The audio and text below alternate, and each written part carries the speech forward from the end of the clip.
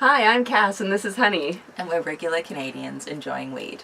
And we're here with Natalie Love. Oh, hi, nice to meet everybody. Oh, what a beautiful name. And a regular Canadian who found us on the internet and has come to check out Beaver too. So, we're just going to smoke some of these fabulous moon rocks that I've just rolled up into a joint. This is my first moon rock experience so also. I'm really excited.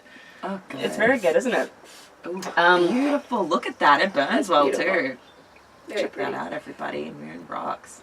So, Natalie, tell us about your history with cannabis. So I started when I was 13 years old, and I grew up in Toronto, and in that time period, like I was like a little, I would call myself like a heavy metal person. Like I was young, I was 13, 14 years old, and everybody at that time was into Rush and Black Sabbath. You know, we were Nice. like basically, you know, heavy metal people, and that's how I got into it.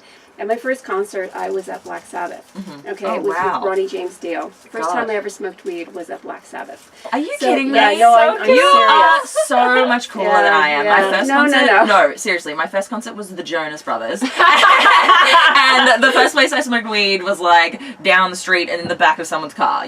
Oh my God, Yeah, Black it was- Sabbath, yeah. you are the coolest person on earth. Yeah, and it's interesting because I look back at that time in my life and I thought, you know, it was so much stigma around that, and you had to be so secretive. But it was like a culture in the 80s. Like you could smoke pot, you could listen to your rock and roll music, and you could be like, you know, a rocker, and nobody ever questioned that. But in the 90s, people started getting, like, I guess it was around Reagan's time. That was probably like the no drugs. Reagan, that fucking guy, Reagan honestly. just like derailed the world, Yeah, he man. did. He Like, fucked things up. honestly, that war on drugs. Yes. Like, Jesus So I think Christ. around the time when the war on drugs came, that is when there was so much stigma. But in the 80s, it was like we just did it, and we did acid, we did mushrooms. So then anyway, when I was in my 20s, I moved to Vancouver and got involved in a community that wasn't probably the healthiest, you know. Yeah. So I ended up coming to the island, okay? And at that time, you know, I considered myself a deadhead because I'd followed the Grateful Dead a couple of times, yeah.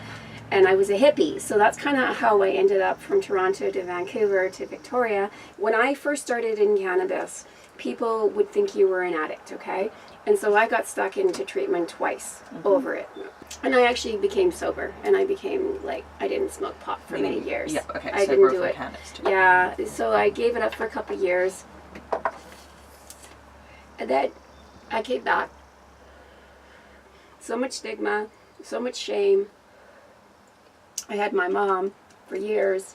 Oh, you know, you're an addict. You know, you have issues. You are this, you are that, and you need help. And I'm like, no, I don't need the help. So from that, I think I had low self-esteem. I gained weight. I was not a happy person. I was miserable. I was depressed. And then when I realized, excuse my language, fuck it, I'm done. I'm done trying to make other people happy in my life. Yeah. And I finally, and there was Mark Emery and Jody Emery that was, you know, discussing, and they were talking about legalization. And then my mom's attitude changed. So there's still so much stigma around it. But at the same time, it's like, I am a spiritual human soul, and I'm a light worker, and I want to help people, and you know what? I smoke cannabis. Does not make me less of a human. No. No, if anything, it opens my horizons.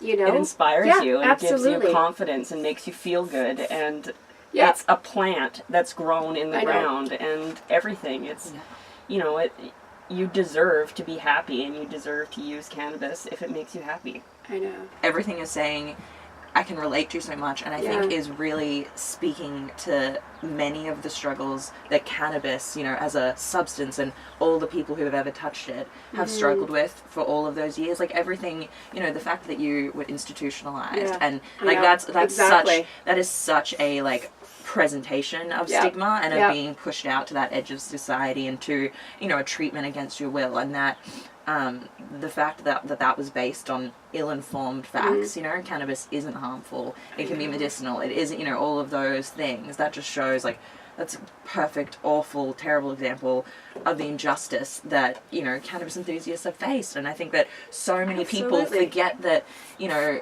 it's that stoners have also struggled, you know, and we've, you know, 420 was recently, and it's a moment to remember that there's, people in prison, there's people who've been institutionalized, there's people who've been ostracized from their family.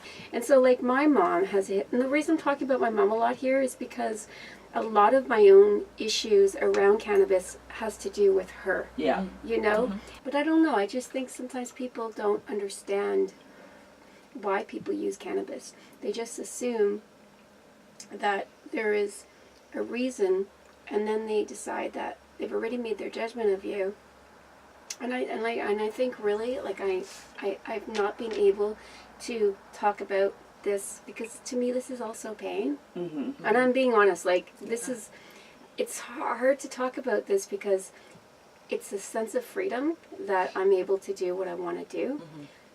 But I still have my, even, you know, my family, they still want to stigma me in that little box of where I was when I was in my 20s.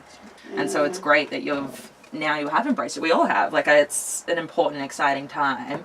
That freeness of just being like, this is who I am. Like, I'm a stoner, everybody. Like, I smoke weed. Like, it is sort of liberating, though, right? It allows you to say so many other things. Like, yeah.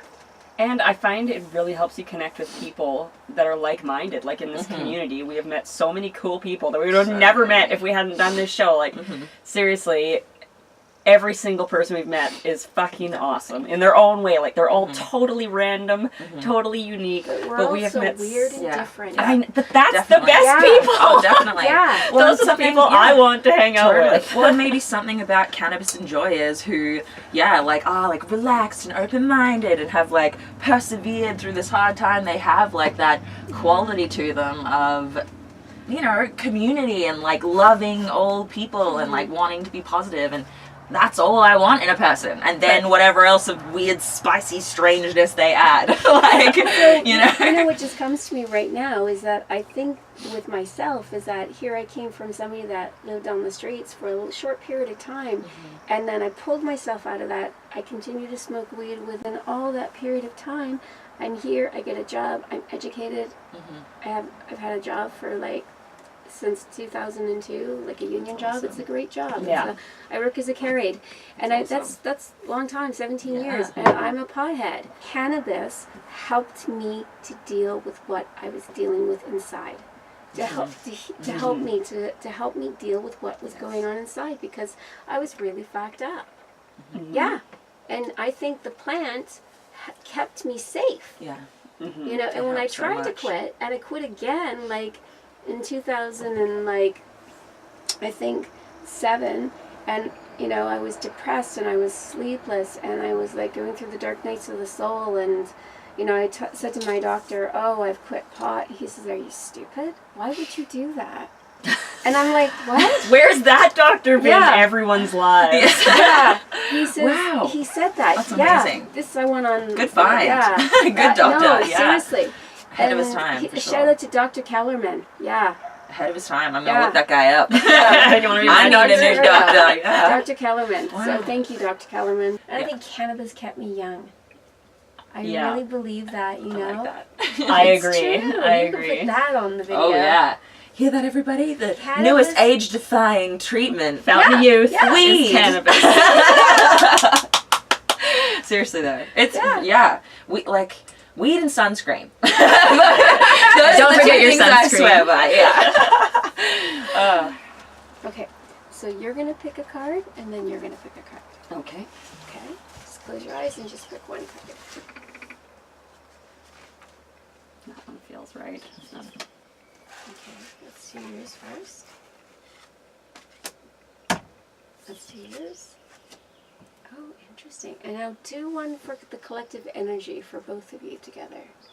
Pick one card that you both will agree on. No, you pick.